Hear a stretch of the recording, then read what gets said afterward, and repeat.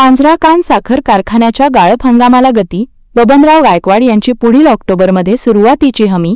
साक्री तालुक्यातील पांझरा कान साखर कारखान्याच्या गाळप हंगामाला अखेर गती मिळाली आहे. कारखान्याचे नूतन खरेदीदार बबनराव गायकवाड यांनी येत्या ऑक्टोबर महिन्यात गाळप हंगाम सुरू होणार असल्याची जाहीर हमी आज शेतकरी मेळाव्यात दिली.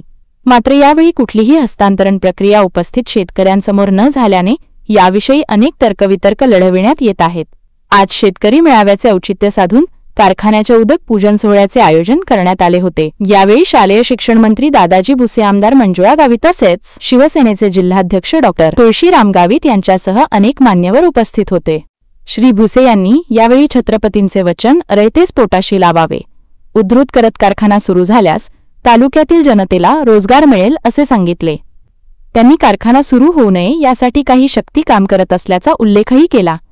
त्याचबरोबर डिस्टिलरी, इथेनॉल आणि पॉवर प्लांट सारख्या प्रकल्पांच्या माध्यमातून ग्रामीण भागाला आर्थिक बळकटी देण्याचे आवाहन केले. दरम्यान उपस्थित आमदार मंजुळा गावित आणि डॉक्टर तुळशीराम गावित यांनी सांगितले की मुख्यमंत्री, उपमुख्यमंत्री आणि सहकार विभागाच्या सहकार्यामुळेच हा शुभ क्षण शक्य झाला आहे. बबनराव गायकवाड यांनी सांगितले की हा कारखाना चालू होणार यात कुठलीही शंका बाळगू नका. शेतकरी बांधवांना ऊसाचे बेणे देणार. आता फक्त बेणावर भागवानंतर तुम्हाला ड्रीप औषध व खतेही देऊ, जे लागले ते मिळेल, परंतु मनात शंका बाळगू नका.